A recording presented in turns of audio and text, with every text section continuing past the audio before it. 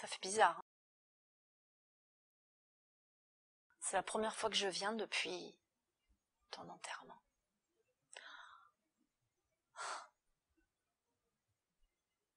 J'ai une question à te poser.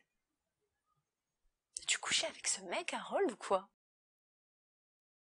Il a l'air très gentil, un peu original quand même.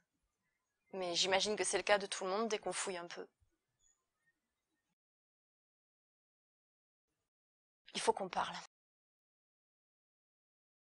J'imagine que tu savais déjà pour James et moi, mais après ta mort, on s'est retrouvés ensemble. J'ai pas l'impression d'avoir à t'expliquer comment c'est arrivé.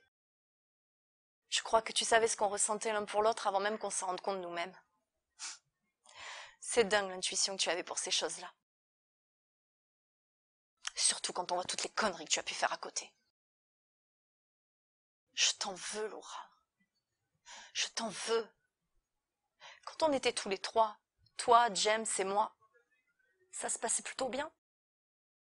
Maintenant, t'es plus là. Et j'aime James. Et plus rien ne va. Ta cousine Maddy vient d'arriver. Et j'ai l'impression qu'il se passe un truc entre eux.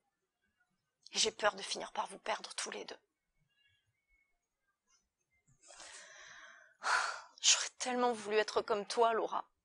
Avoir ta force, ton courage. Mais regarde où ça t'a mené. Regarde où tu en es. Malgré tout l'amour que j'avais pour toi, tu passais ton temps à essayer de résoudre tes problèmes. Et tu sais quoi? Ce sont toujours tes problèmes. Pas les miens, ni ceux de James, ni ceux de Maddy, les tiens. Tu es morte, Laura. Et tes problèmes continuent de nous empoisonner la vie. C'est comme si on t'avait pas enterré assez profondément.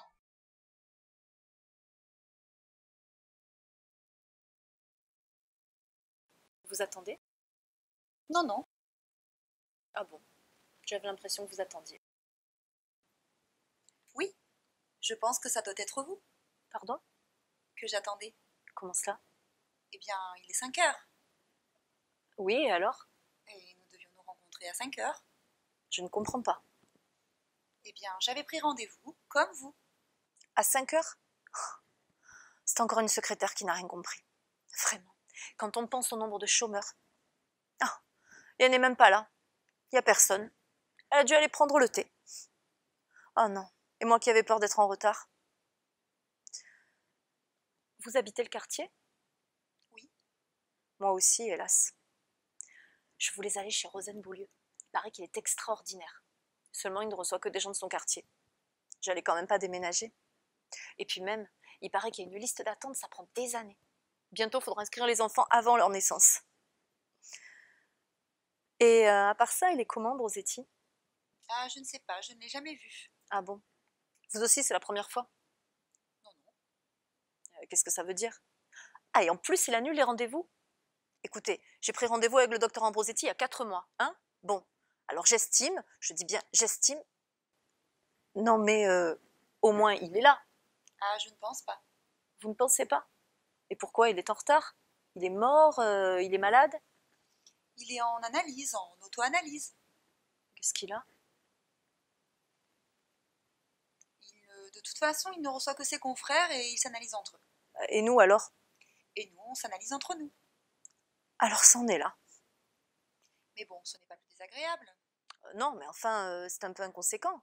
Je prends rendez-vous avec un spécialiste. Je remplis des fiches à n'en plus finir que j'envoie par la poste pour préparer l'entretien et... De toute façon, je peux vous dire que c'est bien fait. Ils mettent des fiches dans un ordinateur, l'ordinateur sélectionne en fonction des personnalités, des profils de chacun, et les gens compatibles se rencontrent. C'est un peu comme une agence matrimoniale. Et vous êtes compatibles. On va bien voir. Vous croyez qu'on a quelque chose à se dire? Faut croire.